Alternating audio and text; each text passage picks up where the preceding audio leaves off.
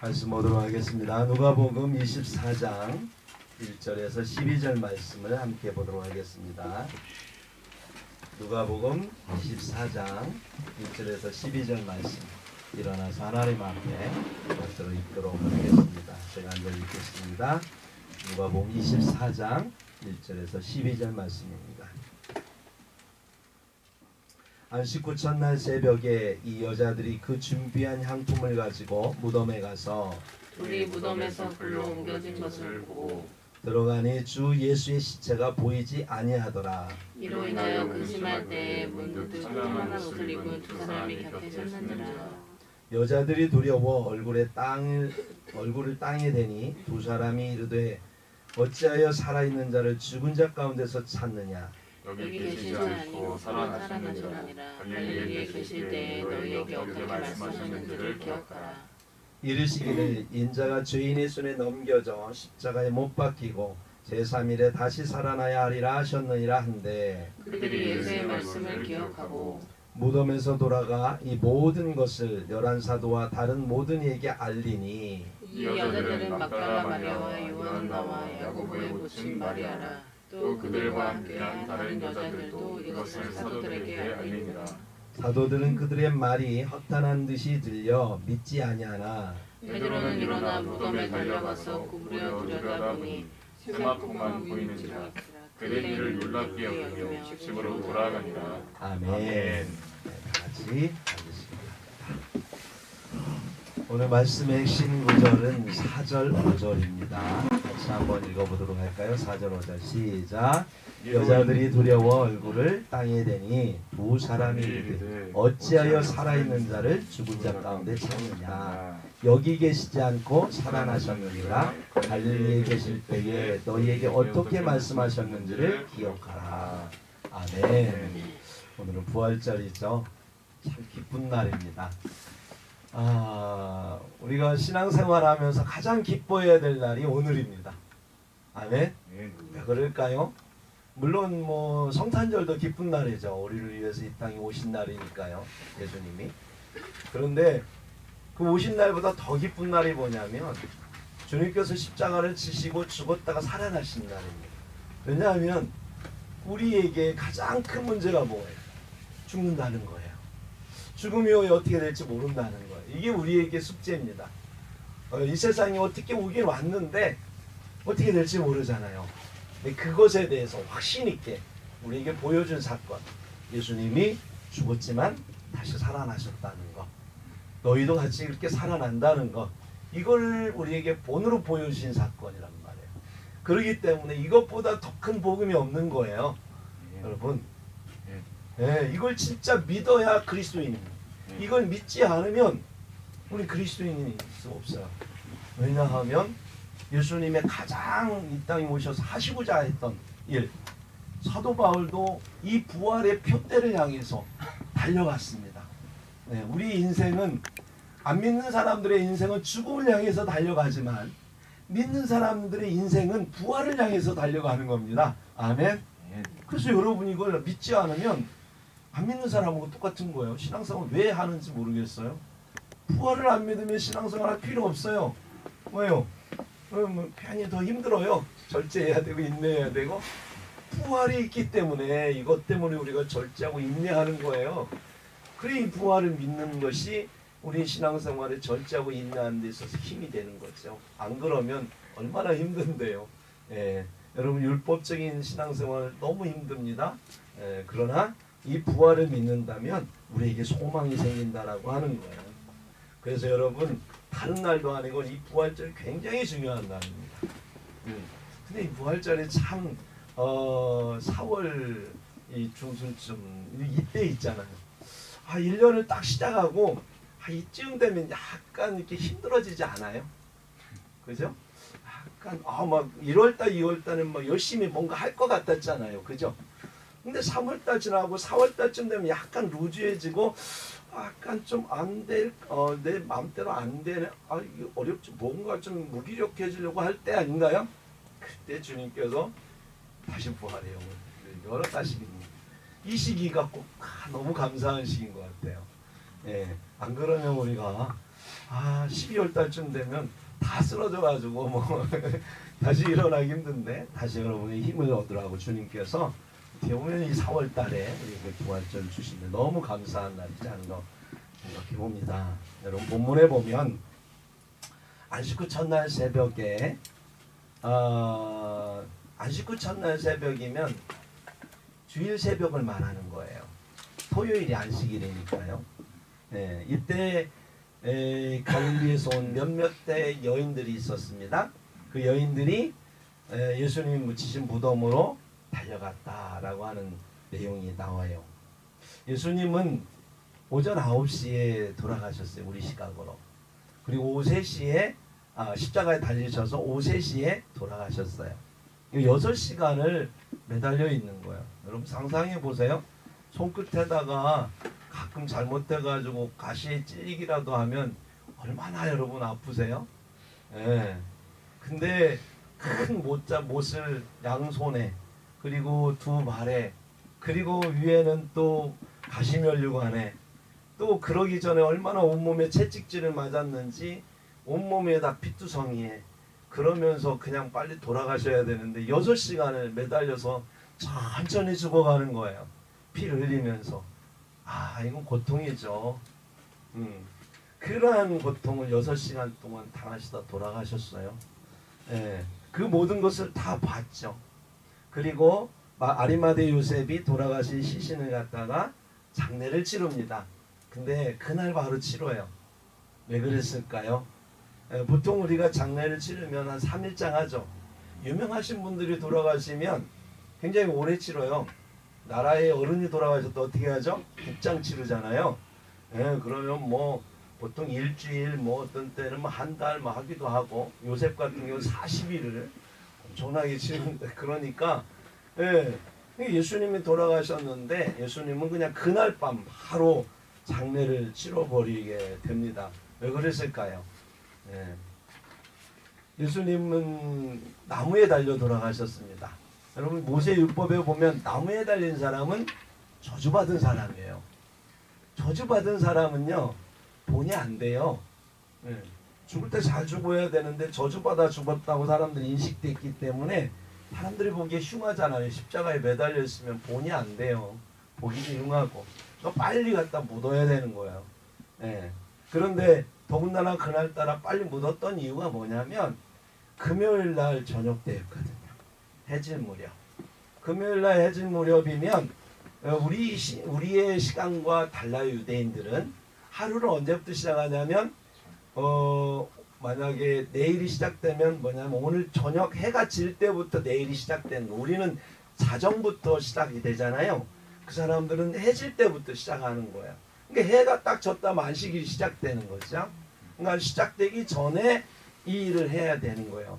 그러니까 오후 3시하고 6시 사이, 6시나 7시 사이에 예수님을 장례를 치러야 되는 거죠. 그러니까 예수님 돌아가시자마자 그냥 서둘러서 막 이렇게 일이 진행이 됐던 것을 우리가 알 수 있습니다.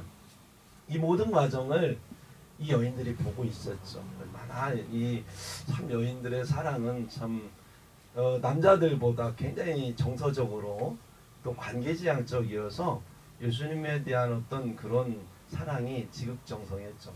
남자들은 도망갔는데 여자들은 죽거나 말거나 어쨌거나 또 같은 예수님의 그 시신 앞에 있었던 걸 볼 수 있습니다. 그 모든 것을 지켜보다 보니까 이제 어디에 예수님이 묻혔는지 잘 알고 있었던 거죠. 그리고 3일 후에 이제 이렇게 가는 거예요. 우리 보통 우리가 장례를 치르면 사무제라고 들어보셨죠? 사무제.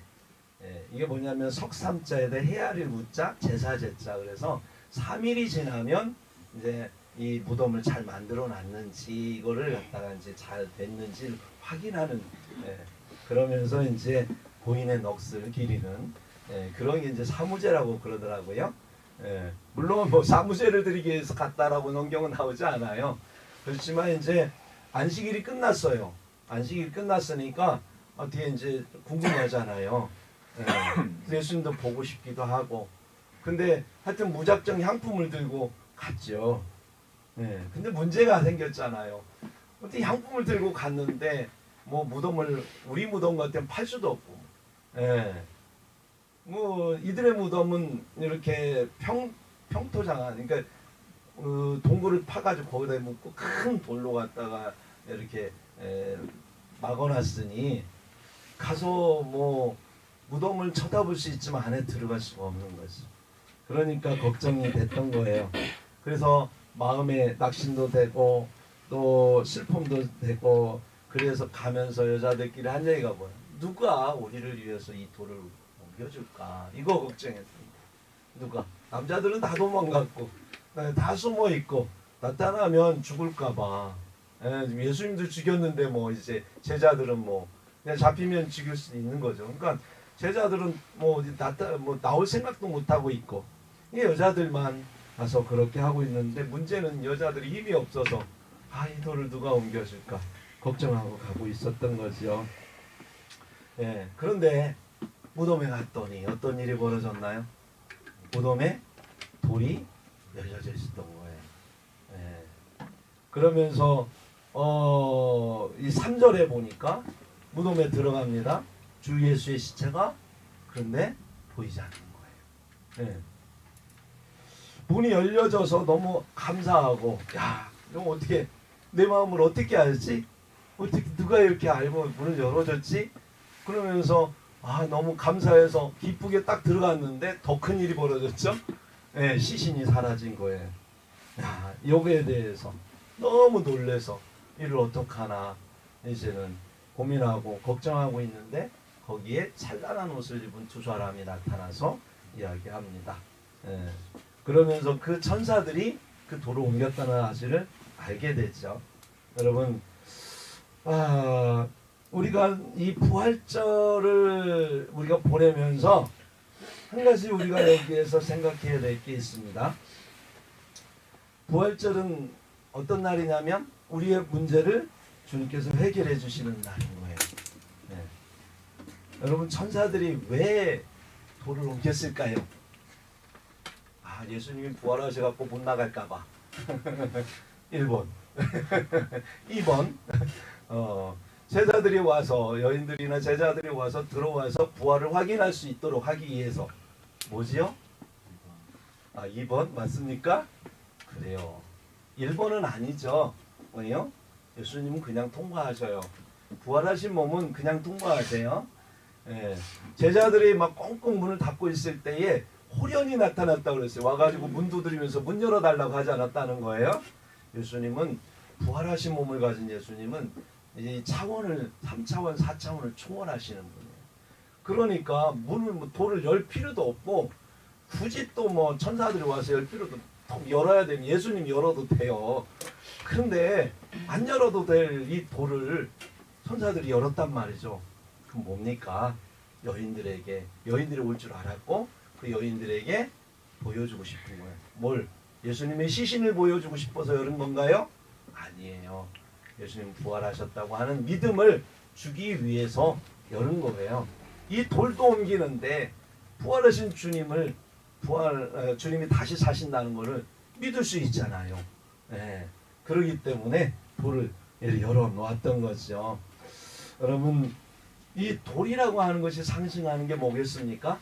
우리가 살아가면서 이 돌, 삶의 돌이 많이 있죠. 우리에게 절망을 주는 돌, 근심, 걱정, 우리로 하여금 힘들게 하는 돌이 있습니다. 염려하게 하는 돌이 있습니다. 우리로 하여금 하나님의 능력을 잊게 하는, 우리는 부활의 주님을 우리는 알아요. 근데 삶 속에 살아가다 보면 어느새 잊었어요. 그리고 우리는 우리 안에 있는 우리의 삶에 막혀있는 돌들을 바라보면서 우리는 걱정 근심하고 있지 않나요?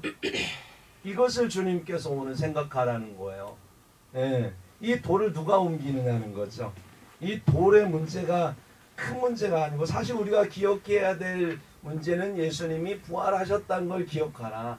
부활하셨다는 건 창조의 하나님, 전지전능하신 하나님을 기억하라는 거예요. 죽은 자도 살리시는 하나님이고 절대 죽지 아니하시는 하나님을 기억하라는 거예요. 그 하나님이 너와 함께 하신다는 걸 기억하라는 거예요. 너의 문제 속에 파묻히지 말라는 거예요. 다시 일어나라는 거죠. 오늘 부활의 주님을 통해서 우리가 그것을 내 앞에 있는 돌들이 무엇인지 그 돌들을 우리가 한번 생각하면서 그 돌들을 우리가 믿음으로 극복하기를 주님은 우리에게 원하고 계신다라고 하는 것입니다. 여러분, 우리도 여인들처럼 이 부활하신다고 하는 주님의 말씀을 듣지만 부활하시겠다고 하신 3일 전에 3일 후에 부활하시겠다고 하는 주님의 말씀 들었지만 우리도 이 여인들처럼 돌 앞에서 걱정합니다. 평소 우리가 해결하지 못하는 문제 앞에서 걱정하고 힘써도 애써도 되지 않는 그런 삶의 문제, 그 돌 앞에 걱정합니다. 그게 상처일 수도 있고 죄의 어떤 습관일 수도 있고 또 우리가 무엇을 하다가 우리의 계획대로 안 된 시련이나 또는 실패, 깨어진 꿈들일 수도 있습니다. 목회자들에게 있어서 돌은 뭔 줄 아세요? 죄송합니다. 목회자들이 공통적으로 생각하는 돌이 있어요. 그거는 몇 년을 가르쳐도 변하지 않는 성도들이 돌이에요. 죄송합니다. 왜 그런 줄 아세요? 목회자들의 소망은 뭐냐면 가르치면 변화되기를 원해요. 성장하기를 원해요. 그래서 하나님 앞에서 승리하는 삶을 살아가고 어제보다 오늘이 오늘보다 내일이 이렇게 신앙적으로 성장하는 성도들을 보기를 원하는데 1년이 돼도 2년이 돼도 전혀 변하지 않으면 이게 돌로 느껴진답니다. 목회자가 그게 돌이지요. 뭐 그게 문제 아니겠어요? 다른 거 생각하면 문제겠습니까? 성도들이 뭐 잘하든 말든 신경 안 쓰고 어떻게 하면 오늘 놀러 갈까? 어디 가서 좀 즐길까? 이런 걱정하고 있다면 그게 목회자겠어요? 여러분의 마음에 들지는 않겠지만 목회자는 여러분들의 성장을 원하고 있고 그게 안 될 때 고민하고 걱정하고 심하고 있는 게 우리 목회자가 생각하는 돌입니다. 여러분의 돌은 무엇인가요? 부모들에게 있어서 돌은 부모들이 원하는 만큼 자녀들이 순종하고 자라주지 못하는 게 돌이에요. 학생들에게 돌은 공부한 만큼 성적이 올라가지 않을 때 그게 돌이죠. 어떻게 해야 성적이 오를까? 아무리 노력해도 한계가 있잖아요. 고등학교 한 1학년 2학기쯤 되면 느끼잖아요. 그렇죠? 중학교 때 조금만 공부해도 되는데 고등학교 1학년 2학기 때쯤 가면 아무리 해도 안 되는 건 안 되는 게 있더라고요.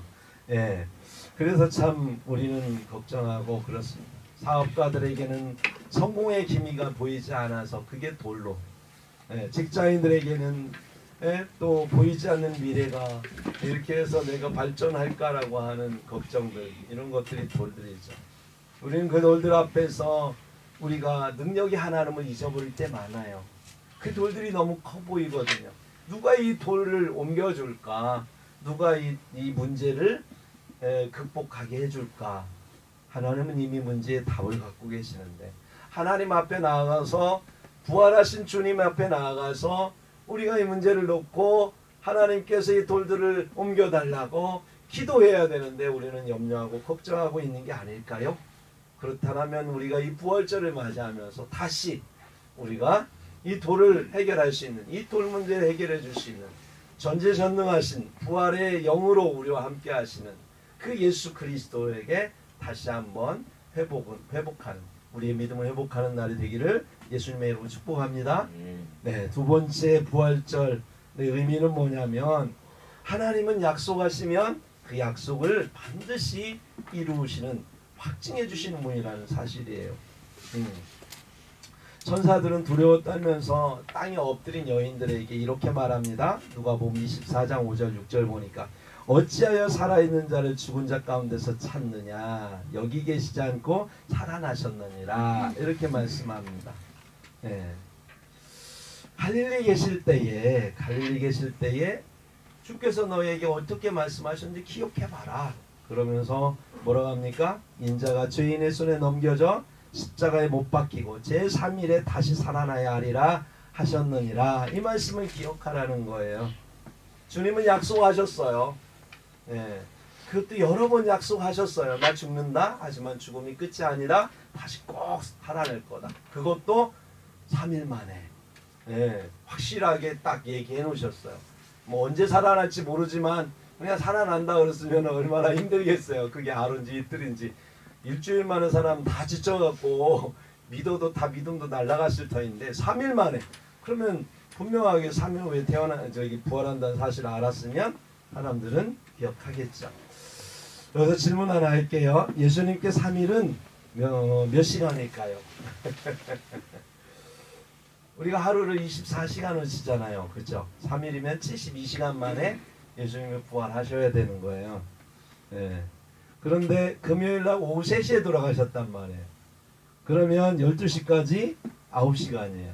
9시간 더하기 토요일날 하루창 24시간 더하기 주일날 새벽 한 6시쯤 부활하셨다고 하면 6시. 그래서 총 해봤자 39시간. 이틀도 안 돼요.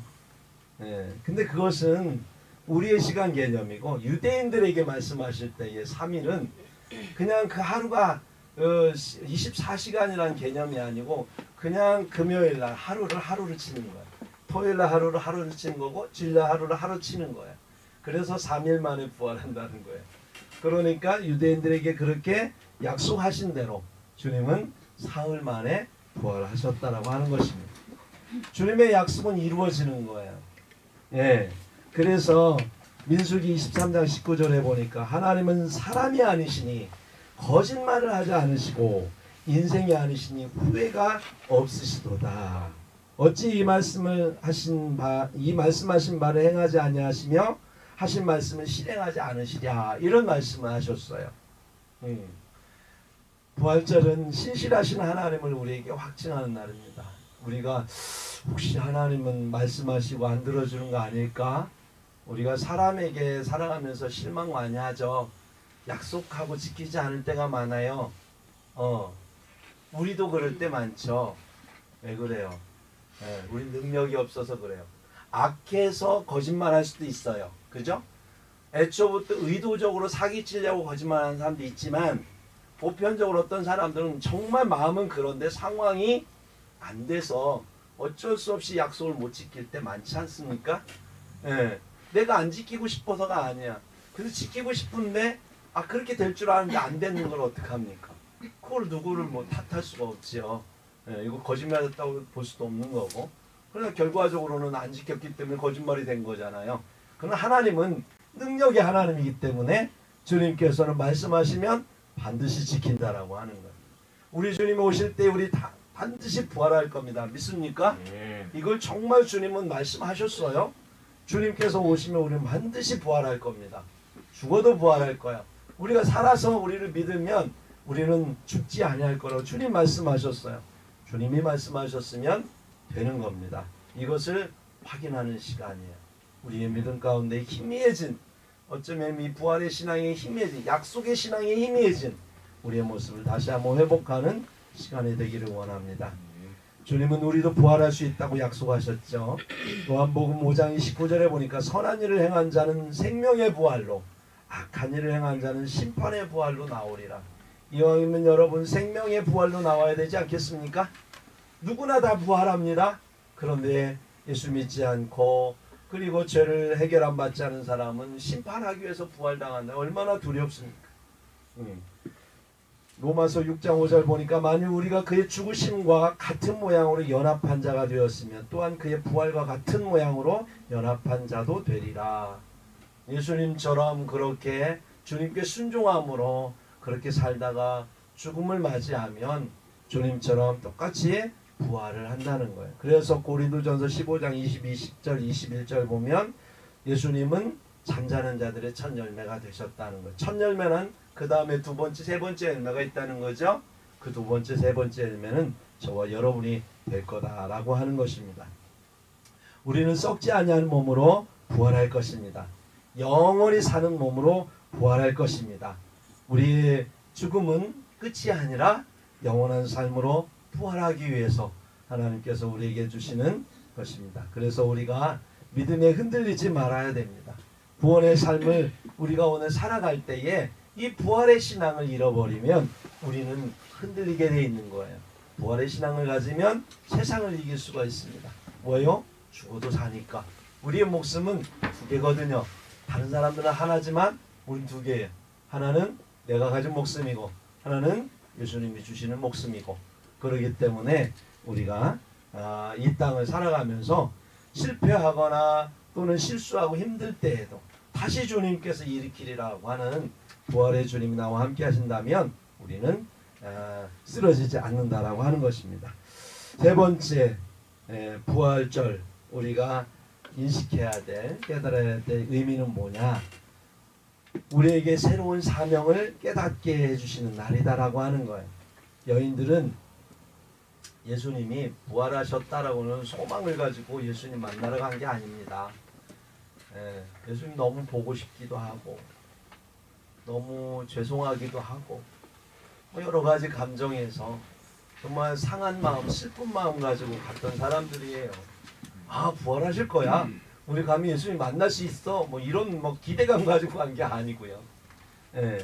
그래서 가면은 썩은 냄새 날까봐 향품을 갖고 가서 향을 발라드리려고 했어요. 여러분 사람 시체 썩은 냄새 맡아보셨죠? 야, 정말 여름에 제가 맡아봤는데 진짜 맡을 게 아니더라고요. 옛날에는 집에서 장례를 치렀잖아요. 그래서 여름에 이 장례가 나면 향을 방에다가 피워놔요. 야, 그렇게 한 3일장 치르고 나면 그 향이요 거의 한 6개월은 가는 것 같아요. 배가지고 거기다가 시체 썩는 냄새까지 되면 이상 야리꾸리한 냄새가 나요. 그러니까 이 향품을 가져갔다고 하는 것은 그 냄새를 어떻게 좀 없애볼까 하는 마음에 가져간 거지 예수님의 부활을 기념하기 위해서 가져간 게 아니었습니다. 그래서 예수님의 그 모습을 한 번이라도 더 썩기 전에 보고 싶고 또 그 부분을 또 주님께 그동안 죄송한 어떤 이미 주님은 가셨어도 그 시체 앞에서 시신 앞에서 정말 그 사랑을 표현하고 싶어서 갔던 거지. 그게 목적이었습니다. 그런데 가서 보니까 뜻밖의 일이 일어났죠. 부활하신 주님을 만난 것. 그 소식을 들은 거죠. 그래서 이 소식을 들은 사람들이 생긴 게 뭡니까? 나아가서 부활을 전하라고 하는 거예요. 그 사명을 가진 거예요. 여러분 세상 사람들 가장 필요한 그들이 듣고 싶은 소식이 뭐겠어요? 안 죽는다는 거예요. 사람들은 안 죽기 위해서 과학도 발전시키고 의학도 발전시키고 뭐 안 죽는다고 하면 뭐든지 먹잖아요. 진시황제처럼 불로초를 찾아서 막 다니지 않습니까? 이 죽는 문제 해결해야 되거든요. 가장 듣고 싶은 건 안 죽는다는 거잖아요. 살인자들한테 듣고 싶은 게 뭐겠어요? 사형 선고 취소했다는 거 막 듣고 싶지 않겠어요? 그러니까 그들에게 좀 전해줘야 될 그것이 바로 다시 산다는 거예요. 여러분 우리는 오늘 밤이라도 주님 부르시면 가야 됩니다. 그렇죠? 저는 항상 운전하면서 느끼는 게 옆에 딱 보면 죽음의 선이 보여요. 실선은 뭐냐면 죽을 수도 있는 선. 노란 선은 넘어가면 죽는 선. 이 죽음의 선이잖아요. 이거 안 지키면 어떻게 됩니까? 그냥 가는 거죠. 우리는 항상 죽음을 옆에 두고 다니면서 운전하고 살고 있어요. 여기에 있어도 갑자기 지진이 일어나면 어떻게 될지 모르는 거예요. 그래서 우리는 항상 죽음을 이고 살고 우리는 언제 죽을지 모르는 삶을 살아가는 거예요. 하나님이 부르시면 지금 이 시간 심장마비로도 갈 수 있는 거예요. 근데 우리는 천년만년 살 것처럼 생각하기 때문에 당장 죽지 않는다고 생각하니까 부활에 대한 얘기해도 그런가 하고다 하지만 진짜 우리에게 필요한 소식은 경제가 잘 된다는 소식이 아닙니다. 우리나라가 부강해진다는 소식이 아니에요. 건강하게 우리가 잘 살 수 있다는 소식이 아니라 진짜 들어야 될 소식은 다시 산다는 거예요. 그래서 우리가 부활의 소식을 주변 이웃들에게 전해야 되는 거예요. 오늘 우리가 떡을 우리가 나눠주면서 전해야 되고 떡 드세요가 아니에요. 그분들에게 떡 드세요. 맛있는 떡, 이 떡 진짜 맛있어요. 이러려고 떡 돌리는 게 아니고 예수님은 우리의 살과 피가 되셨다. 우리의 생명이 되셨다. 그런 의미에서 드리는 거예요. 우리가 떡을 먹으면 생명 에너지를 얻듯이 우리 예수님의 부활의 소식을 들으면 우리의 삶의 에너지가 생기고 영혼의 그러한 영생에 그런 그 희망이 소망이 생긴다. 그 말씀, 그 복음을 전하기 위해서 우리가 떡을 돌리는 거예요. 예, 우리가 이 부활절을 너무 이렇게 부활절은 계란 돌리는 날, 부활절은 떡 돌리는 날 이렇게 생각하시면 안 되는 겁니다. 안 돌리는 게 나아요. 우리가 전하고 싶은 건 그 부활주일 날 사람들에게 그 복음을 전하고 싶은 겁니다. 그래서 제가 우리 신목사님에게 이 표를 할 때 한 가지 덧붙인 게 뭐라고 그랬어요? 우리도 다시 삽니다. 이 얘기한 거예요. 그게 복음이에요. 예수님 다시 사셨다?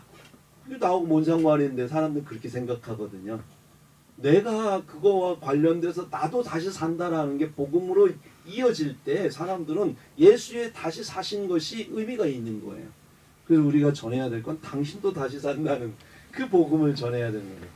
예, 물론 다시 사는 근거는 예수님의 부활이 있기 때문에 예수님의 부활을 전하는 것이죠. 예, 그래서 마지막으로 우리가 하나님 앞에서 정말 이 부활절을 맞이해서 우리가 하나님 안에서 사명을 갖는 것, 사람들에게 우리가 다시 산다는 그런 복음을 전해야 될 사명을 우리가 다시 상기하는 날이 이 부활절이다 라고 하는 것입니다. 마지막 로제타 홀이라고 하는 선교사가 있습니다. 1890년도에 25살의 나이로 처녀의 몸으로 이 조선이란 나라에 옵니다. 1890년도면 이 선교사들이 얼마나 정말 이 땅에 와가지고 힘들었던 게 가장 힘들었던 게 뭐냐면 동네마다 가면은 이 동네에서 그 여러분 시골에 가면 냄새 나는 거 있죠. 지금 그래도 덜 나지만요. 옛날에는 이 돼지똥 냄새, 소똥 냄새, 개똥 냄새, 사람 똥 냄새, 진짜 이 똥 냄새가 정말 진동하잖아요. 그게 정말 힘들었대요. 근데 그러한 조선시대에 이분이 오셔서 43년 동안을 사역하다가 돌아가셨어요. 네. 1년 만에 오셔가지고 이제 1년 만에 윌리엄 제임스 홀이라고 하는 분 남편을 만나요. 이분은 의사였습니다. 네, 두 분 다 의사였어요. 그래서 남편을 만나 같이 결혼을 했어요. 근데 1894년 약 4년 후에 오신 후에 청일전쟁이 일어납니다.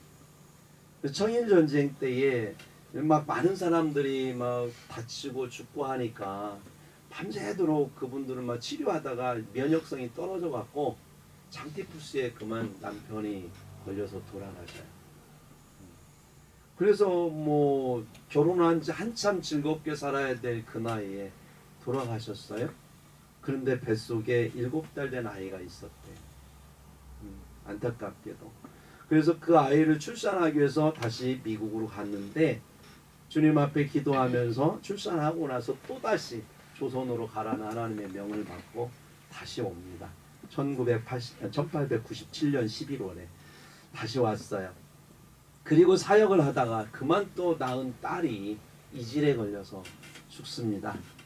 참 이 정도 되면 이제 그만 돌아가야 되겠다. 우리 같은 그런 생각이 간절해지잖아요. 그죠? 그런데 그분은 낙심하지 않았어요. 오히려 딸의 지갑에 있던 2센트, 2불 12센트 되는 그 돈을 가지고 종잣돈으로 해서 어린이 병원을 세웁니다. 그리고 또 한국 최초의 점자를 만들어 갖고 또 맹인 농아학교를 세워요. 그리고 지금의 고려대 의대인 서울 경성 여자 전문대학을 세웁니다. 그리고 이대 부속병원인 동대문 부인병원을 세웠고요. 인천의 기독교 병원도 세웠고 인천 간호보건대학도 설립을 합니다. 여러분, 대한민국이란 나라가 이렇게 세워진 거예요. 우리들이 잘나서요? 우리들이 노력해서? 아니에요. 하나님께서 보내신 이들에 의해서 학교와 병원과 고아원과 교회가 있어서 이 병든 사람들을 병원을 통해서 치유해 줬고요. 학교나 고아원을 통해서 아이들을 돌보고 학교를 통해서 아이들의 정신적으로 치료해 줬고요. 교회를 통해서 영적으로 치료해 줬고요. 영육혼을 건강하게 해서 이 나라의 제목이 되게 한 것이 바로 교회의 역할이었습니다. 선교사님들이 피를 흘렸거든. 자기 자녀들이 죽고 남편이 죽고 자신이 죽으면서 세워진 교회가 한국교회고, 거기에서 그 선교사들에 의해서 외국에 가서 공부했던 사람이 이승만 대통령이에요. 그가 이 나라의 초대 대통령이 됐고요. 그가 한국의 초대 박사예요. 네. 그리고 이 프린스턴 대학을 나와서 그 수많은 인맥을 가지고 이 한국에 이 미국과 한미 동맹을 이뤄서 지금의 이 안보를 상황을 만들어낸 사람이 바로 이승만 대통령이에요. 여러분 알고 계시죠? 대한민국은 그냥 존재한 게 아니야. 안 그랬으면 이미 공산화됐어요. 교회 때문에 하나님께서 당신을 믿는 사람들을 통해서 이 나라를 세웠고, 과정이 어떻든지 간에 어쨌든 간에 이만큼 되기까지는 교회에서 하나님 앞에 무릎 꿇고 기도했던 수많은 사람들과 하나님께서 인도하신 그 수많은 사람들에 의해서 교회가 세워졌는데, 그 주춧돌이 바로 이 선교사님이었다고 하는 걸 기억하세요. 여러분, 그 당시에 미국은 우리처럼 이렇게 집집마다 차가 있었어요. 그렇게 잘 사는 나라에서 왜 이런 냄새나는 조선에 와서 이질과 콜레라와 이런 병들이 엄청난, 잘못하면 병원도 없고 하는 데서 죽을 수도 있는 이곳에 다 모든 걸 내려놓고 왔을까요? 그것은 부활하신 주님을 믿기 때문입니다. 이런 사람이 바로 부활의 믿음을 가진 사람의 모습입니다. 사랑하는 성도 여러분, 우리는 우리 눈앞에 있는 돌 문제 때문에 걱정하고 계신가요? 우리 그걸 털어냅시다. 그 돌 문제는 예수님의 부활의 문제보다 작은 문제예요. 전지전능하신 하나님은 우리가 하나님 앞에 나아가면 얼마든지 그것을 고쳐낼 수 있습니다. 우리가 나아가지 않기 때문에, 하나님 앞에 구하지 않기 때문에 주시지 않는 것이고, 잘못 구하기 때문에 주시지 않는 것이고, 때가 아니기 때문에 아직 이루지 않는 것입니다. 하나님은 우리에게 돌을 통해서 이루고자 하시는 건 우리의 신앙의 발전입니다. 하나님 앞에 나아가도록 하기 위해서 하나님 우리에게 주시는 거라면 이 돌의 문제가 아니고, 사실은 하나님은 부활하신 예수를 만나는 게 문제라고 하는 것을 주님은 우리에게 말씀하고 계십니다. 여러분, 하나님 안에서 우리가 이 부활의 신앙, 이 돌 문제를 해결하는 이 시간이 되기를 바라고요. 또 우리도 부활할 수 있다라고 하는 그 신앙 잃어버리지 않고 다시 회복하는 우리가 되기를 바라고, 또 우리가 부활의 증인으로 우리가 새로운 삶을 희망차게 살아가시는 저와 여러분이 되기를 바라고, 이 부활절의 의미는 그렇게 우리에게 새로운 삶에 대하여 우리로 하여금 부활의 희망찬 삶을 살게 하기 위해서 주님 우리에게 부활절을 지키도록 하셨습니다. 그러므로 예배가 끝나면 여러분의 삶의 어떤 표정이 살아나야 해요. 할 수 있다는 하나님의 영의 말씀 믿고 나아가야지, 예배 전에 갖고 왔던 실패하는 마음, 좌절한 마음, 상처받은 마음 가지고 또 나가면 여러분 다시 예배하시기 바랍니다. 그건 예배를 안 한 거예요. 자, 우리 하나님 앞에 부활절의 의미를 생각하면서 기도하도록 하겠습니다. 기도하겠습니다. 거룩하신 아버지, 감사합니다. 오늘 이렇게 우리에게 귀한 부활절을 통해서 우리의 믿음을 일깨워 주신 하나님께 진심으로 감사드립니다. 우리가 살아가면서 연약해서 잊어버린 이 부활의 신앙 다시 한번 회복하면서 문제 속에 파묻혀서 걱정하고 근심하고 있다면 다시 일어나게 하시고, 다시 부활할 수 있다고 하는 신실하신 하나님의 약속을 믿고 부활의 신앙으로 우리가 활기차게 살아가며 다른 사람들에게 다시 살 수 있다고 희망을 주는 그러한 복음을 전하는 믿음의 삶을 살게 하옵소서. 감사드리며 우리 주 예수 그리스도의 이름으로 기도하옵나이다. 아멘.